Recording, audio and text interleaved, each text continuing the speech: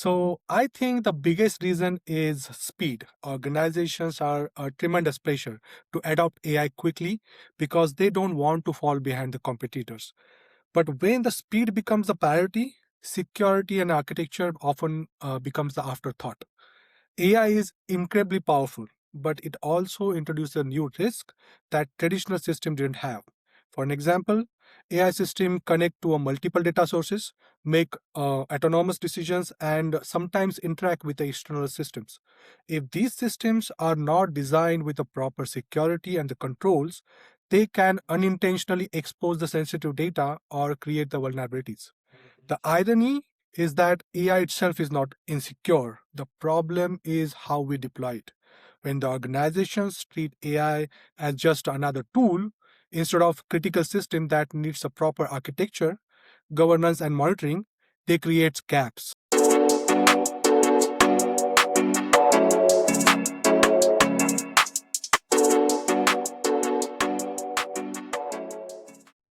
Hi, Yep, there we everyone. go. Welcome to the latest Impact of AI Explored. So, we're going to talk about AI, responsible AI, essentially, in this episode.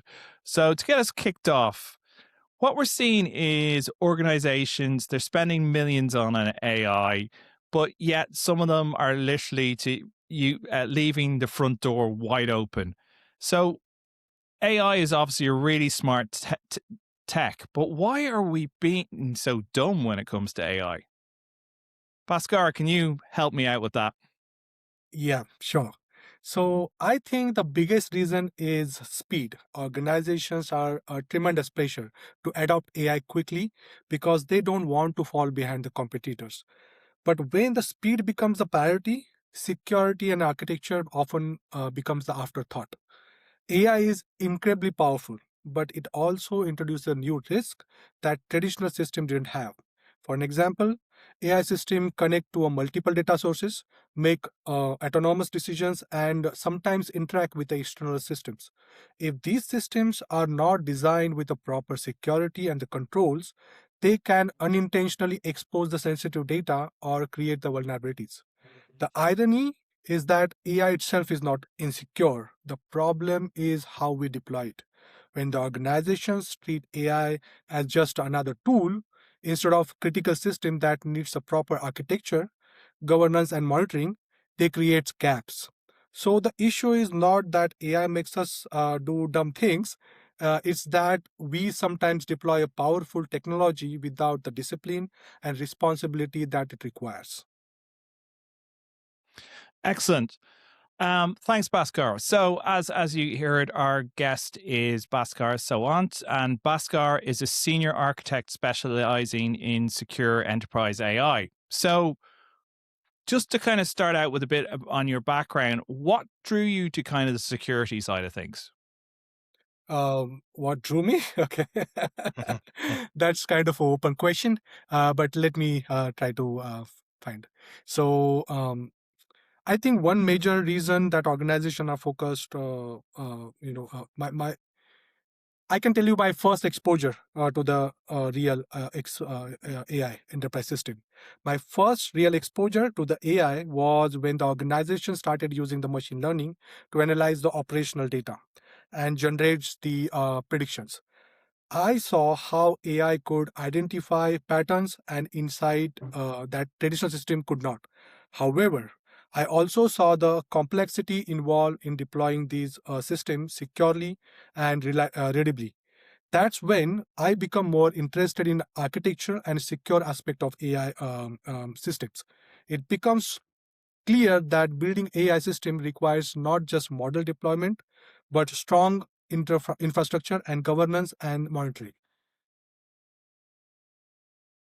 Excellent. Yeah. So, you're you're also like a published researcher. So how does your research work help you approach real world AI deployments?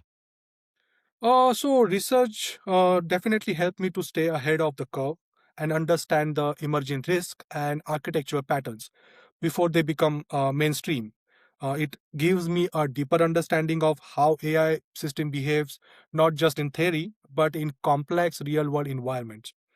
when I design the enterprise AI systems, I apply that research mindset by thinking beyond the immediate deployment. I consider a long term risk, observability, privacy, and how the systems will behave under unexpected conditions. This helps me to build systems that are more resilient and future ready.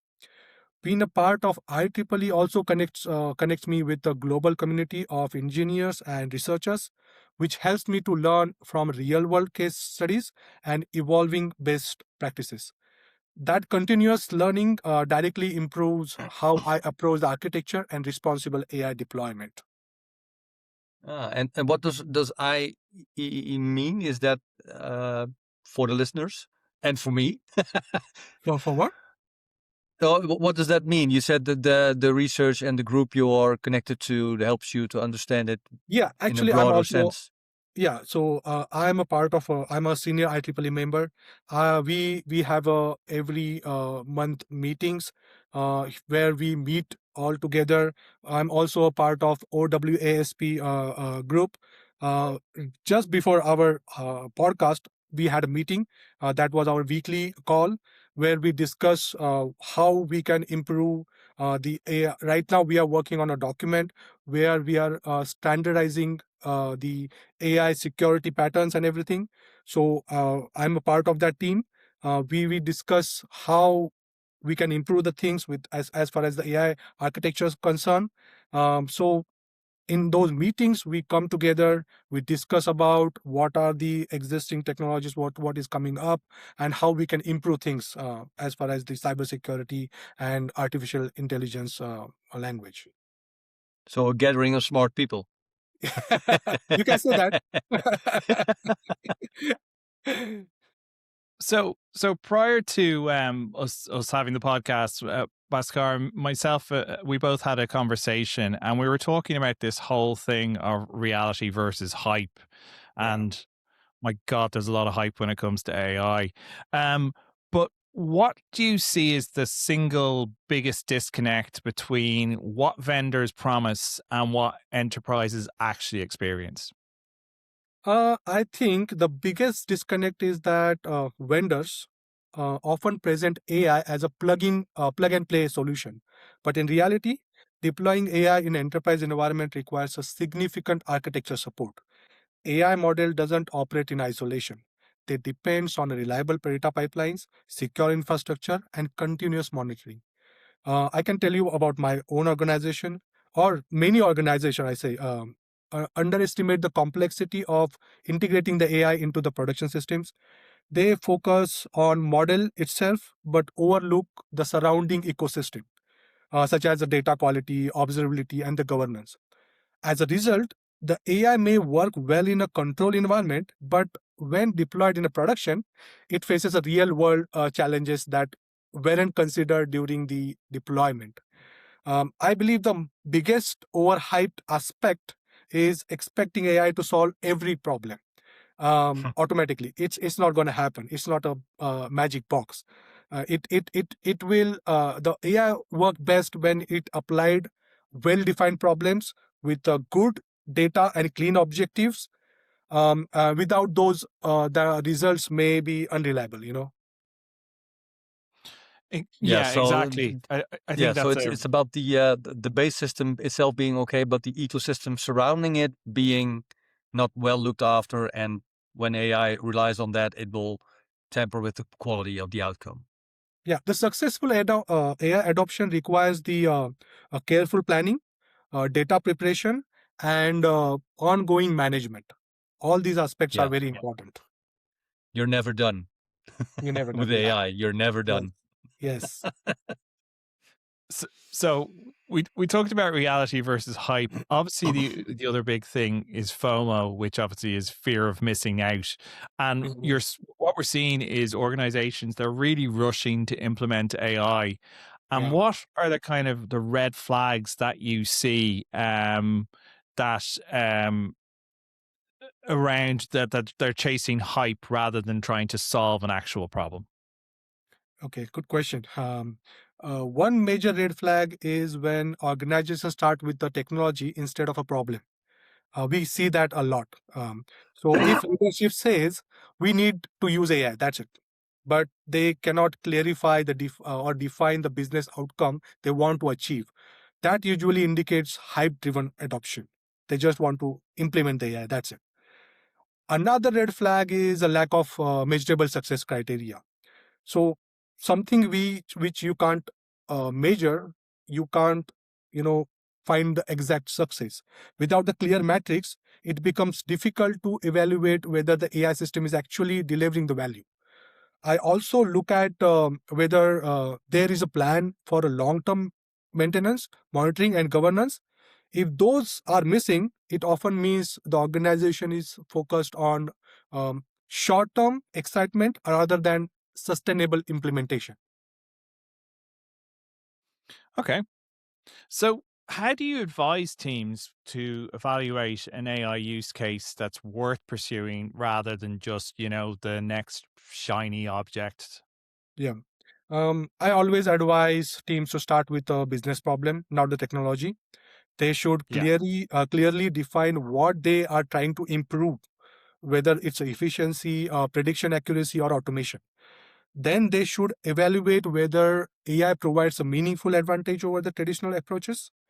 AI is especially valuable for the problems involving the pattern recognition or a prediction or large scale data analysis. If the same problem can be solved with a simpler, more reliable method, then AI may be maybe not good fit for you, not good fit for your organization. The goal is to use AI where it adds real value, not just to take a sake of using it. Yeah, that makes sense. Um, what One of the things, we said the main focus was around responsible AI. So, what does responsible AI deployment look like in practice? Um, Responsible AI deployments start with a strong architecture and governance. This includes secure data pipelines, proper access controls, and clear policies around the data, how the data is used and protected. It also involves the continuous monitoring of AI systems to detect the performance issues, anomalies, or unexpected behavior. Observability is a critical because AI systems can change over time as data changes. It all depends on the data how AI should behave. In addition, organizations should ensure the transparency so the users understand how decisions are made. Responsible AI is not just about building the model, it's also about managing the entire life cycle of system safely and responsibly. There is a Okay. another term like irresponsible AI too. Like the main difference between the responsible AI and unresponsible AI is trust and the control. We already discussed the responsible AI. Irresponsible AI is, on the other hand, is deployed without a proper safeguards. It may expose the sensitive data, produce the biased or incorrect results, or behave unpredictably because it lacks the governance and monitoring. Yeah. Uh, let's talk irresponsible AI for a minute.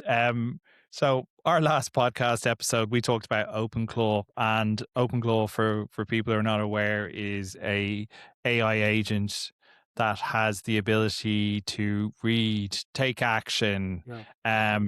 all of these type of things, and essentially you're giving system level control to this system. So how and what we're essentially seeing is people are opening those systems to the internet by Mhm. installing this. And again, this comes back to this whole FOMO thing that this is the next thing, and they're not thinking of the consequences. So, why is it lack of knowledge, or is it just carelessness when it comes to why people are just installing these things? I would say the main reason is the rapid pace of AI adoption. Many organizations are experimenting with the new tools, technologies, and they are still learning to understand. AI systems often connect to external services, APIs, or data sources, which increase the potential attack surface. Without the proper security architecture, even a small misconfiguration can create the vulnerability. It's not a lack of intelligence, it's a combination of speed, complexity, and unfamiliarity with the new technology, I would say. Yeah, I think you've summed it up well there. Yeah. That's what we're dealing with. So AI agents and enterprise, um, there's some issues to say the least. You only have to look at a recent case with Amazon where their internal coding agent went. It took matters into its own hands and caused quite a bit of internal damage, to say the least. So why you would think an organization like Amazon would get this kind of stuff right. So that to me says these things are not ready for enterprise usage if someone on that scale is having issues. Um, the most common pattern is a lack of proper boundaries and safeguards. AI agents are sometimes given a broad access to systems, as you said, without the sufficient restrictions or monitoring. When the agent encounters unexpected situations, it may behave in unintended ways. This can lead to potential issues or security risks, like Amazon case, right? Proper design requires a limited access, monitoring behavior, and ensuring there are safeguards in place. Um, so security should be built within into the layers of systems, including data pipeline, infrastructure, and model access. Organizations should implement access controls, monitoring, and isolation mechanism. The goal is to minimize the risk and ensure the system integrity. Yeah, I agree. So if we're thinking about then AI agents, my view is enterprise is not ready.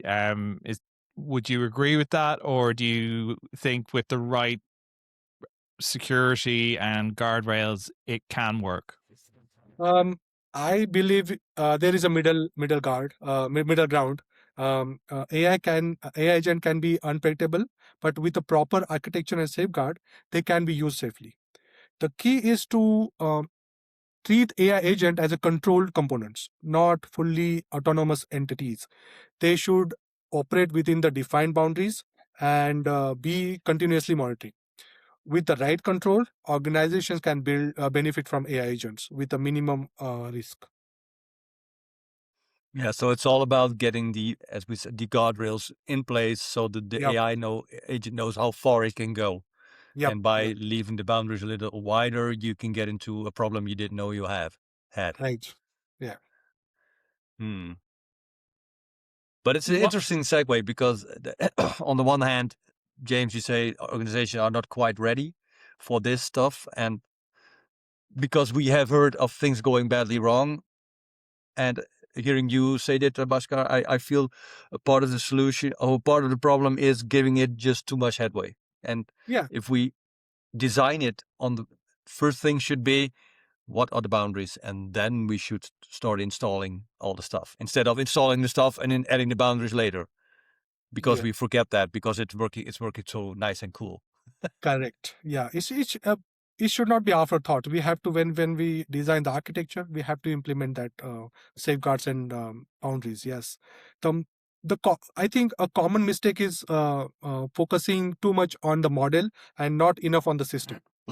AI system requires a strong data pipelines, monitoring, and governance. As I said, architecture plays a crucial role in a success. I like Yeah, that one. That's a good. It's not the AI; it's the complete system. It's not the engine; it's the complete car that you Yeah. have to look Yeah. after. Yeah. Cool. one of the things when we were talking prior to this Bhaskar was we were talking about minimizing the impact Yeah. for organizations so that you essentially there's potential for anyone to get hacked or that kind of thing. So this whole idea of kind of a containment layer around, in particular around your systems, your AI systems. Um. Yeah. Miss. as I said in our pre-chat, organizations should design the system assuming failure will happen. We can't give a guarantee that we can create something which cannot be hacked, or there should not be any weak points in that system. This is a fundamental principle of resilient architecture. We should design a system assuming failure will happen. They should isolate AI components, um, limit access privileges, and implement a strong monitoring and alerting systems. The goal is to ensure that even if something goes wrong, the impact is contained and does not affect the entire system. We should be able to detect it as quickly as possible and minimize the impact after we get hit. That's the goal. Yeah, that makes sense. So have maybe like multiple layers of security and that kind of thing, and Yeah. data layers as opposed to and those kind of structures to, so as you said, prevent, obviously having things like backups and things like that help, Right. and isolated DR and all the kind of things we've looked at in IT infrastructure for years are necessary for these AI systems. I think that's the thing for me, is like a lot of the way these things are implemented is like we've been doing this securely and with resilience for years, but just because we use the term AI, everything else seems to get thrown out the window. And it's it's interesting to see that data, all about the data, and the quality of the data, and securing things, classifying. These are all things that most enterprises you would have thought have already got in place, but it just seems AI kind of puts a focus on what you haven't got in place. I agree. Yeah. Yeah, I think Netflix has something called the Chaos Monkey, where they just randomly kill systems to keep the resilience of the Netflix infrastructure up to date. As AI feels like the same problem, because if you haven't got all your boxes ticked, AI will find one to Yeah. make you realize you have a problem, if not well contained. Excellent. All right. So one of the things you said your next kind of research topic is around federated learning. I'm not too familiar with the term, so can you kind of give us some background of what it is, and Yeah. why it's, and kind of its level of importance when it comes to enterprise AI? Yeah. So my paper on federated learning has already been published and is available on IEEE Explore for anyone who would like to review it. Back to the question. So federated learning is as a technique where AI models are trained across multiple locations without moving the data to a central location. Instead of model learn from data locally, and only to the learn patterns are shared. Like this, basically we store all the data instead of storing all the data in the central location. The data can keep where it is, and we can just try to learn from that. This helps to protect the privacy and ensure the sensitive data remains secure. It's especially important for the industries like healthcare and the finances, where the data privacy is a critical. So is it then distributed learning, or is it one central learning and then getting the data, reading the data on location, not Yeah, moving the reading data? the second part, reading the data from all Yeah. their existing location. Okay. Yeah. Wow. Well, then you have to have some kind of infrastructure getting it, and it has to be wide infrastructure. It's Right. it doesn't So make it basically, easier. yeah, I would say not easy, but definitely beneficial if your data is very critical for your Yeah. organization. Yeah, because you can dial the knot on what you want to have exposed to the AI learning system Right. and not Yeah. based on tables or whatever. Yeah. You have more Yeah. control over the data and how Exactly. you Yeah. are, make the model learn from your data. You have Yeah. more What do you want control. exposed to the model to learn? Yeah. Yeah. Yeah. Oh, that's nice.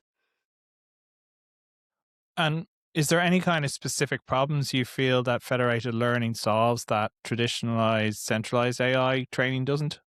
Yes, definitely. It solves the major privacy and compliance challenges. Organization can collaborate and build an AI system without, as I said before, exposing their sensitive data. This enables the innovations while maintaining the strong privacy protection. It also reduces the risk associated with the centralizing sensitive data. Okay. And are there So any drawbacks then on this? Because I can imagine the Yeah. logistics of getting everything set up to then get the data there can be a bit of a nightmare. But are there any other drawbacks? Yeah, sure. Means you said it's must be easy. No, it's not. The federal learning introduced the additional complexity in the system design and coordination. It requires the managing multiple distributed training environments. Because we are not shifting our data to the central location. Uh, it can also be slower than centralized training. Of course, that's another drawback. Yeah. And however, the privacy and security benefits often means it's, as I said, if you are more concerned about the privacy and security, federated learning is a way you should proceed. But obviously, it has some drawbacks. Yeah. Well, let's just choose your poison. Yeah. Um, one of the areas you've published on is LLM observability.